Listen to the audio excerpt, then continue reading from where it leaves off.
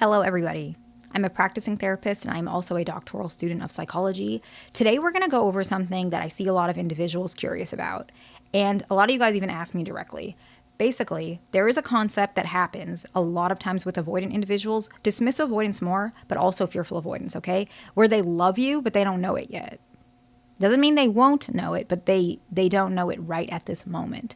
And so that means likely their love is more in their subconscious. And so this is something that a lot of people kind of battle with themselves. So it's like they feel, let's say an anxious preoccupied feels like their partner loves them, but their partner is denying it. So the anxious preoccupied, they are good at blaming themselves. Unfortunately, this is a common trait with anxious preoccupied specifically. They blame themselves and say, okay, then I don't know better. Obviously I'm wrong. This person doesn't love me. And they start spiraling and they say, okay, never mind. This relationship isn't good. I'm going to leave. But then the avoidant might do something that makes them feel like the relationship is valuable. And then they get confused again. And so this makes anxious, preoccupied, and fearful avoidance as well get really confused. What is going on with this relationship? Why does my partner act like they love me, but they're not saying it? And this is exactly what this video is for, okay? Now, the last one, I feel it is not more important, but it's pretty important, but it's a little specific. And so it may not apply to everybody, which is why I just put it last, because a lot of times most people will watch only the beginning parts of a video. And so I wanted to put the more common, obvious ones in the beginning and then more specific ones later. And so that's what I kind of did for this video. But I still feel like the last one will help a lot of y'all, okay? But the very first one is they mimic your day-to-day schedule. So they're not doing it on purpose, but they do end up mimicking your day-to-day schedule, okay? You might be a person who's a morning person, and maybe they're not such a morning person, but they are becoming that way because of you. So maybe you wake up at 7 a.m. every day or 6 a.m., then you go to work, you go to your office, whatever, and you do what you got to do. Maybe their work is more flexible, so they don't wake up as early, or they prefer, or maybe they're always late to work. That's really uncommon with avoidance, to be honest. This is not the best example, but just an example, right?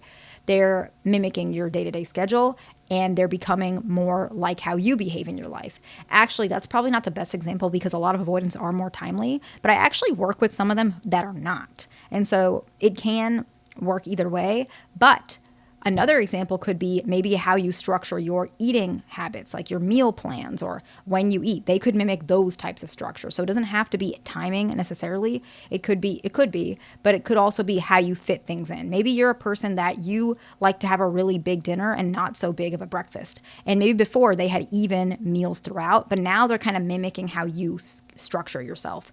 And they start learning that from you without realizing it. Obviously, they're letting you in their walls without admitting it. That's why this is happening, right? It does come from their love for you because avoidance, their walls are very thick and they don't let a lot of people in. So the fact that you are let in likely means that they have a lot of emotions for you that they're not willing to accept right away, but they have let you affect them. And the second one is extremely similar. They mirror your body language to the point where they start mirroring it throughout, even to the sense where they might mimic it when you're not there. I know that doesn't necessarily mean mimic, but maybe you're a type of person that you walk more slowly. You like to really enjoy walks. And they used to be a person who like fast paced just so they can get their steps in or exercise or whatever it is, because avoidance kind of are like that.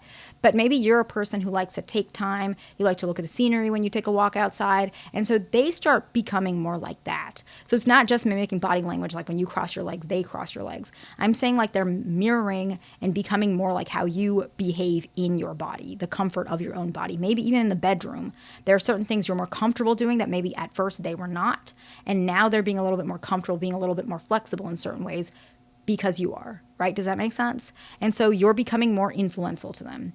The next one is they become more aware of your emotions and moods as well as they readjust without you asking to make you happier. Maybe you're upset about something.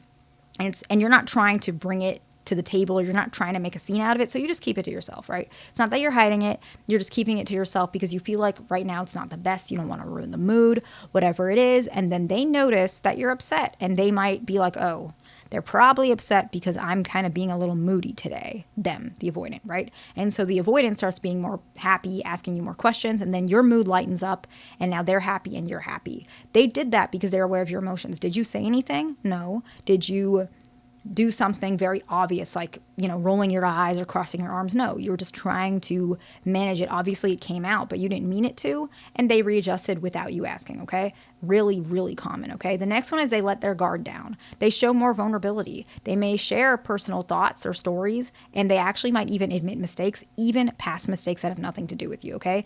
These emotional expressions are often involuntary, especially when there's love involved, okay? The next one is protective behavior in general. If you're sick, they're going to make you soup. If you're walking on the outside of the sidewalk, they switch so that they're on the outside. They might really react pretty strongly if you're upset or sick or you're hurt in a protective way. It's protective instincts. Both male and female do this, but it is a little bit more common with males, male avoidance, and then female avoidance, it comes across a little bit more nurturing, right? And that's just the way it typically is that I'm seeing it. I'm not judging anybody, but there is biological context to this as well, right? Where, let's say it's a female avoidant, she might be a little bit more protective if you're like sick or if you cut yourself. She might be like, clean the cut or like, let me look at it, whatever it is, because she's really upset about that. And then a male avoidant might be more like stay on the inside of the sidewalk when we're walking outside if there's like cars. Or they might say something like, make sure you lock your, car door. It really bothers me because maybe your car doesn't automatic lock for whatever reason, right? And so they tend to be very protective. Even if they don't say they love you, this is something that shows the love is very prominent, whether they want to admit it or not.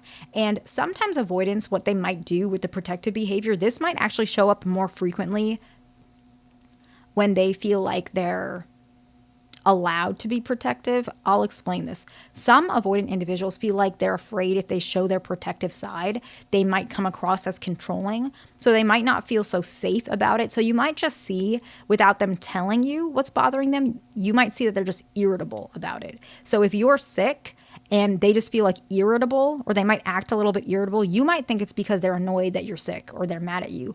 But often it's because they might think in their mind, why did you let yourself get sick? I feel powerless. Like, what am I supposed to do? And it's not that they're blaming you. It's just they feel really powerless, but they feel like they're not allowed to control the entire situation. Okay, you're sick. Let me get you soup. You stay in bed. Let me clean the place. Let me fix everything. They feel like if they do that, you might judge them. And so they're battling that with like irritability. You will see that a lot, unfortunately. A lot of people think it's an indicator of like them not liking you, but it's completely the opposite, okay? Now, if they say something rude to you, that's different. I'm not saying to excuse that type of behavior. I'm just saying like a subtle irritability, okay? I hope that you guys don't take that too wrong. And the last one, which is the one I said was like kind of more specific. If you ask them that they love you, their answer will be more along the lines of, I don't know, or I just don't want to love anybody. So obviously that doesn't say I love you. So why would that be a sign that someone loves you subconsciously? I'm going to explain it, okay? When they say I don't know, they don't know that it's a no or a yes. And that's a very strange situation to be in, especially for a long time. Often why that is the avoidance default feeling for somebody is no, I don't love you. And so this, they can tell it's different from no, I don't love you. It feels different than no. So it's probably leaning towards yes, but they don't like that idea. And so they are more comfortable saying, I don't know. They're more comfortable believing, I don't know, because they kind of don't know. They don't know what this is. It's not no. So is it yes? That makes them a little uncomfortable. Does that make sense?